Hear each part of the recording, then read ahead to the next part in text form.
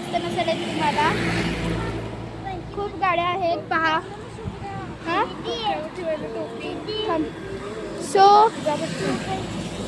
So guys आम्ही चाललो आहोत प्राचीन कोकण बघायला.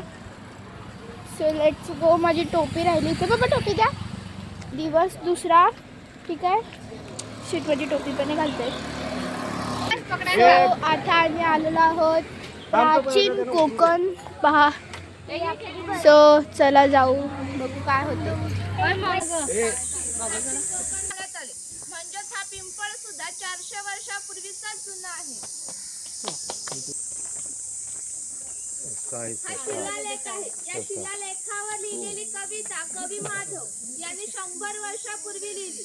चिपळूण येथे झालेल्या पहिल्या कोकण मराठी साहित्य संमेलनामध्ये या कवितेला कोकणची प्रातिनिधिक कविता म्हणून स्वीकारण्यात आले.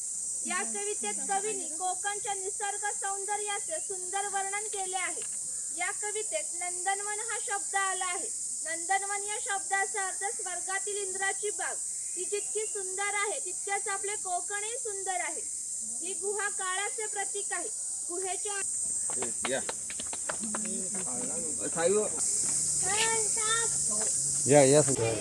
परशुराम आपल्या पुराणात असा उल्लेख केलेला आहे की हजारो वर्षापूर्वी भगवान परशुराम होऊन गेले. त्यांनी संपूर्ण पृथ्वी जिंकून घेतली आणि जिंकून घेतलेली संपूर्ण पृथ्वी त्यांनी दान केली.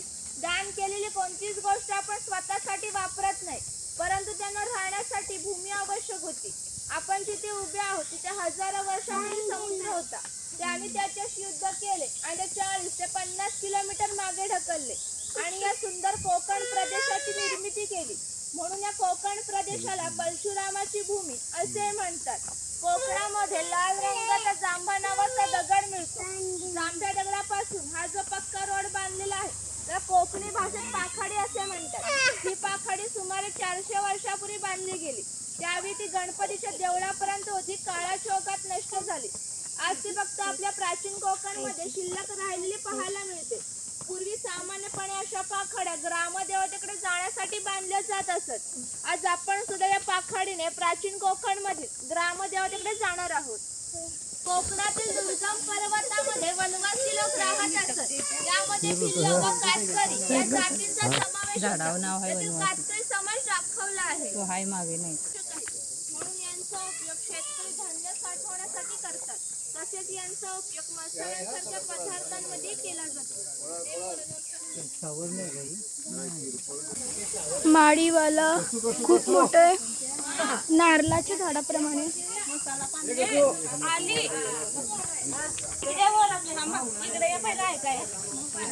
हे ग्रामदेवतेचं मंदिर आहे. पूर्वी धार्मिक संस्था गाव नियंत्रित करत असत. गावातील गावकरी येथे एकत्र येत असत. गावातील 2 व्यक्तींची भांडणे झाली तर संपूर्ण गाव येथे एकत्र येऊन गाव प्रमुख त्यांच्या समोर न्यायदान करीत असे. तसेच गावातील सार्वजनिक कामे जसे की पाखाड्या बांधणे, लाकडी सांगव बांधणे अशी कामे कोणी कधी व कुठे करावी याविषयीचे निर्णय गावकरी येथे बसूनच घेत असत. आणखी एक महत्त्वाचे वैशिष्ट्य म्हणजे जगभर अशी प्रथा आहे की प्रत्येक जाती धर्माचे लोक आपापल्या देवाकडे जातात आणि देवाचे दर्शन घेतात. आम्ही कोकणी माणसे सुद्धा वर्षभर देवळात जातो आणि देवाचे दर्शन घेतो. पण जेव्हा आमच्याकडे शिमग्याचा सण येतो तेव्हा हा देव या पालखीमध्ये बसून प्रत्येकाच्या घरोघरी नेला जातो.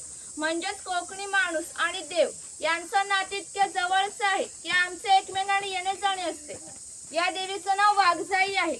आम्ही नाव जाणीवपूर्वक ठेवले कारण असं म्हणतात की ज्या निसर्गात वाघ असतो तो निसर्ग समृद्ध असतो. 500 वर्षापूर्वीचा निसर्ग सुद्धा असा समृद्ध होता. त्याला आमच्या भाविश्वामध्ये दैवत्वाचे स्थान आहे. आम्ही कोकणी माणसे वड, पिंपळ, साप, नागांची पूजा करतो. म्हणजेच आम्ही निसर्ग पूजक माणसे आहोत. म्हणून आम्ही आमच्या देवीचं नाव सुद्धा प्रत्यक्ष निसर्गाशी संबंधित असंच ठेवलं आहे, वाघजाई. ही आमची काही पारंपरिक वाद्य आहेत. लाकडी ढोल आहेत, मातीचे ताशे आहेत. त्यांचा खालील भाग मातीचा बनवलाय. हे ताशे 110 वर्षापूर्वीचे जुने आहेत. जर वाजवणारे कसबी असतील तर त्यांचा आवाज 2 ते 3 किलोमीटर पर्यंत सहज जात असे.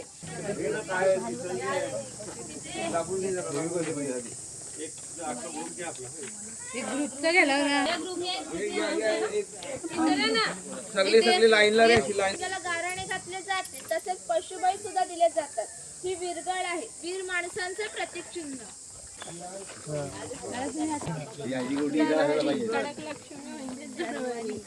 आपल्याकडे दरबारी सांगितलं.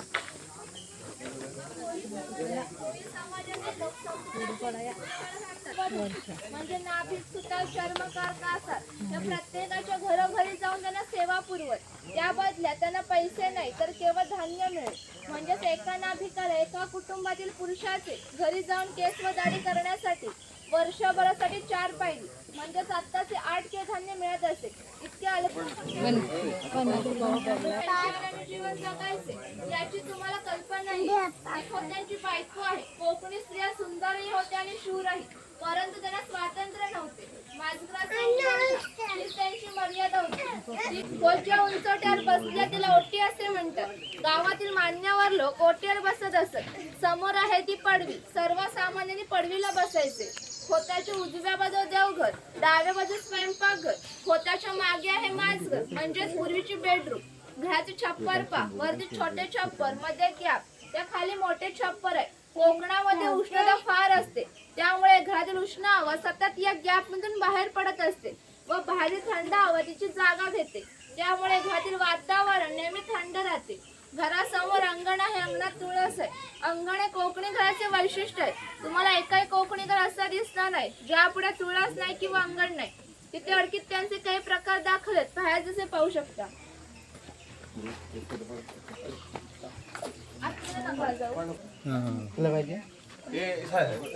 इकडे लोक मम्मीचा पाठ पटकायला आमच्या भांडी बघा ना, पाठाच्या पाण्यात खेळताना दाखवलेलं आहे. माकड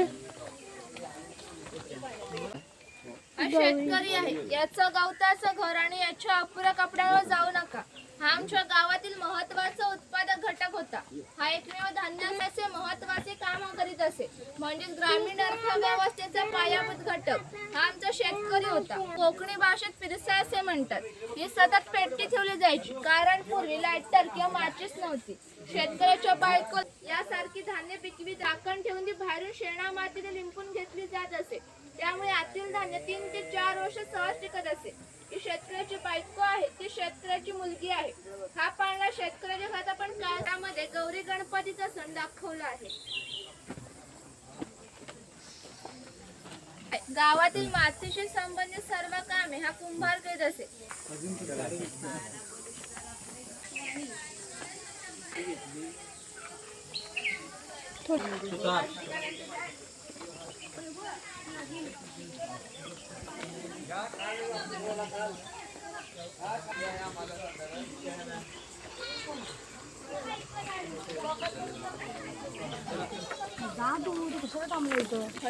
निसर्गाचा आहे की नलचा आहे? पापलेट, ही मच्छीवाली.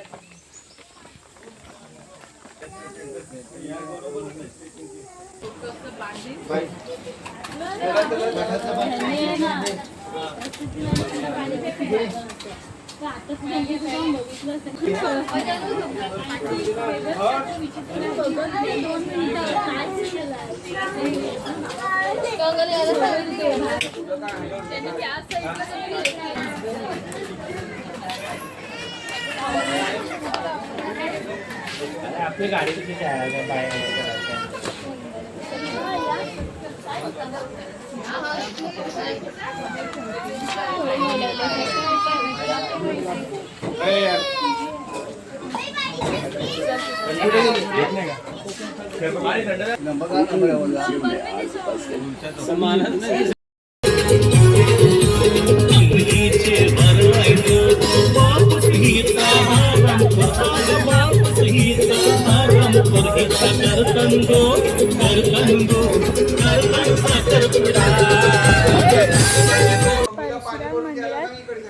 पाया पडलो. फोन अलाउड होता, त्यामुळे मी फोन सुरू केलाय. कसा आहे मोठा खूप. आणि तिकडे अजून छोटे मंदिर आहे.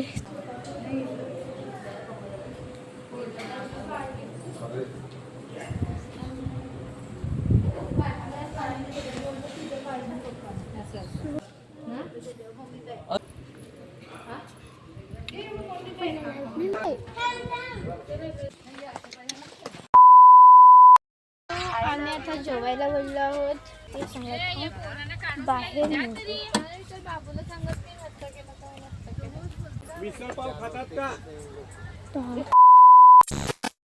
गाईज आम्ही प्रतापगडावरून आलो, पण माझा फोन डायरेक्ट स्विच ऑफ झालेला, त्यामुळे आम्हाला काय टाकायला नाही भेटलं. तर आता आम्ही महाबळेश्वरला आले, म्हणजे एक रूम घेतली इथे. ही आमची रूम, यांची रूम इथे आहे.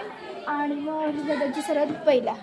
तर ही पहा आमची गाडी, इथे सगळं हॉटेल वगैरे आहे. चला रूम दाखवते मी.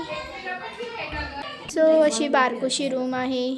इथे बाथरूम, बेसिन आणि इथे मी सगळं लटकवलं आहे.